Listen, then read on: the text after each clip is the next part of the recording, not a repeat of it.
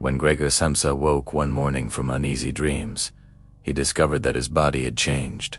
I've overslept. This thought, so ordinary, was the first anchor he reached for in a sea of wrongness. He calculated trains the way other men say prayers, a ritual of duty and order. A man he believed can always do at least that, get to the station on time. But when he tried to turn, the hard, domed shell of his back resisted. His legs, so many of them, impossibly thin and numerous, waved helplessly in the air, a slow, humiliating fluttering on the sheets. He was late, yes, but that was no longer the most terrifying thing in the room. "Gregor, it's nearly 7, his mother called, her voice a thin line of worry threaded through the wood of his door. "The train leaves at 7. Then, Greet's lighter step, a whisper of concern. "Gregor, are you all right? Do you need anything?" He wanted to answer, to reassure them that everything was fine, just a slight cold. He opened his mouth, but what came out was not his voice. It was a sound like a comb scraped across paper, a high, uneven, animal rustle. The silence that followed was heavy, full of questions and a new, unspoken fear. The familiar world was listening, and it no longer recognized him. The chief clerk arrived, early, brisk, with a briefcase that seemed to hold all the moral lessons of punctuality and profit. "Mr. Samsa," he called through the door, his tone sharpened with impatience. "The head of the firm himself is concerned. Your performance has been unsatisfactory of late." A few words of explanation would suffice. From his low vantage point, Gregor studied the keyhole like it was a complex problem at work, an idea for it clumsy and desperate. He had to open the door. He began the agonizing process. Bite the key, turn it with the weight of his body, pull. The lock finally clicked open. The door swung open just a hand's width, and the world took a collective step back. His mother reached for her heart, a gesture of pure, instinctual shock. Greet made a small, involuntary sound, half sob, half gasp. The chief clerk, a man of rigid order, stared for a moment before his composure shattered. He fled, throwing words like disgusting and scandalous behind him like stones. Then, Gregor's father, no longer frail, but filled with a sudden, terrible authority, advanced. Cane in one hand, a bowl of apples in the other. He didn't speak, he just gestured. Back. One apple, thrown with startling force, missed. The second struck Gregor's back and stuck there, burying itself in the soft space between shell and skin. The pain was sharp, but greater still was the feeling that something irreparable had taken root. A wound not just to his body, but to the very idea of family. Days rearranged themselves around his silence and shame. Gregor learned the new geography of his room, the shadows under the sofa, the smooth expanse of the walls, the food they first brought him. A bowl of fresh milk, his favorite, now repelled him. It was stale cheese, old vegetables, and leftover bones that gave him a strange, new contentment. Greet, still brave in her kindness, started leaving him bits of food, watching to see what he ate and what he didn't. It was a silent science experiment conducted between siblings, a fragile bridge of communication built across an impossible divide, without a single word being spoken. Sometimes, to give him more space to crawl, Greet and his mother would move furniture out of his room. One day, their mother, her voice trembling, asked, "Can't we leave something as it was, to show him we still believe he'll come back to us?" Her eyes fell on the picture Gregor had framed himself. A lady dressed in furs, a small piece of beauty he had clung to. When they began to tug at his desk, a primal panic seized Gregor. He scrambled up the wall and pressed his body over the picture like a shield. This was his. It was the last piece of the old Gregor. His mother turned, saw the large, brown blotch clinging to the wallpaper, and fainted. Greet, her voice sharp with panic, cried out, "Gregor! For God's sake, stay still." That ebony father came home in a new uniform, a bank porter's livery, crisp and blue with gold buttons. He stood taller, harder. The uniform seemed to have replaced the tired man who used to read the newspaper in his dressing gown. He looked at Greet's pale face, at his wife's trembling hands on the settee, and chose the only solution he knew.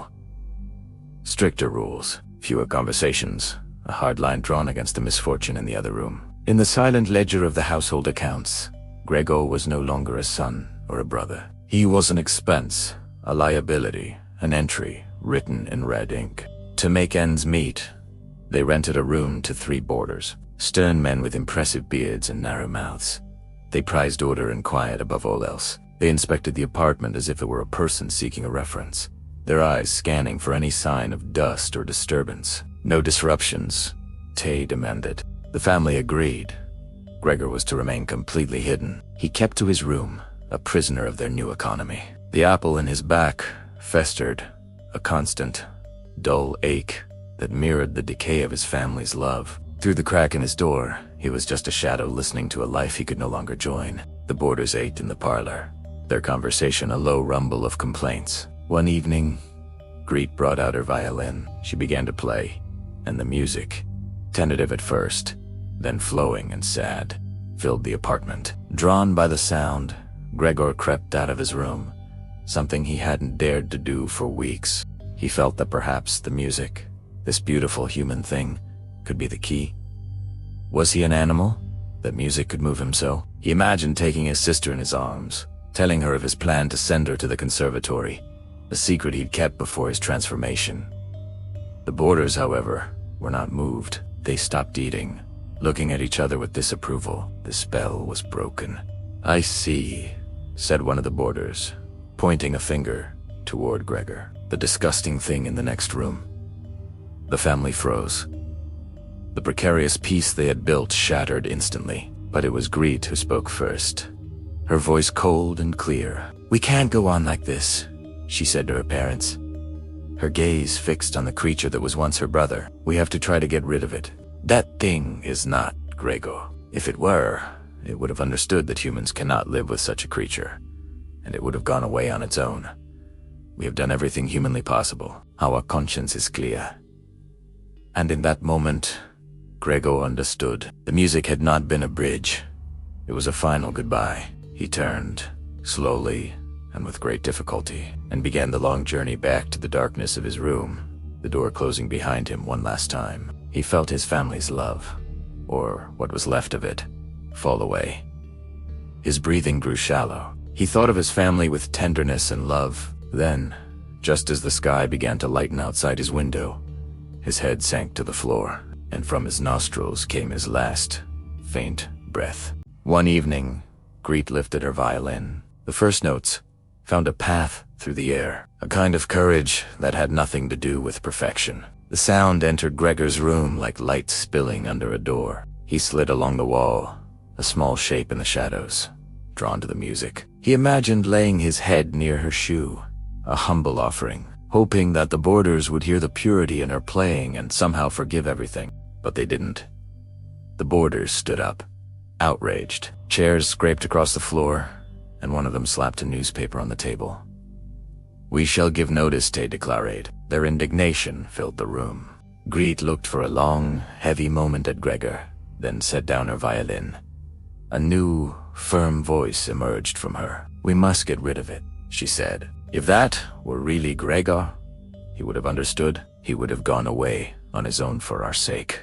The words struck Gregor, and he withdrew. There was no drama in his retreat, only a slow slide back into shadow. The gilt frame of the picture on his wall shone faintly in the gloom. It was no longer a comfort, just a relic of a life he once knew. He felt no hunger.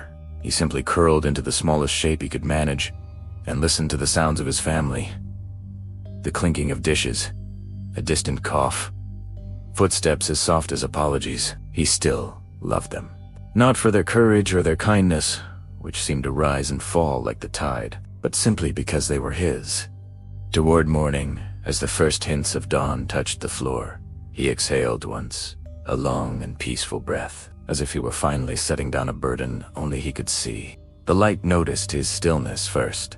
Later, Greet paused outside his door. Hearing nothing, she fetched her parents. Together, they opened the door cautiously, like opening a letter that might contain both money and terrible news. "It's over," Greet said, her voice quiet. If the story ended there, it would be merely cruel. but it doesn't. Just then, the boarders returned, their chins sharpened, ready to complain. But Father, who had been so broken, stood tall. He listened to them for a moment, and then, with a new authority, told them to leave at once, and without payment. The door closed firmly on their surprised muttering. A new feeling entered the apartment. They opened a window, and fresh air moved through rooms that had been stuffy and silent for months.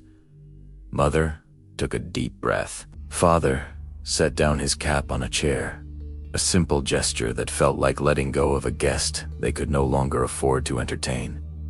And Greet stretched, the simple, unconscious stretch of someone who has been carrying something heavy for a very long time and suddenly isn't. They decided to take a tram to the park. The city, which had felt like a cage, now unfolded before them like an open hand. They spoke, cautiously at first, of moving to a smaller apartment with better light, of finding work that tired them less.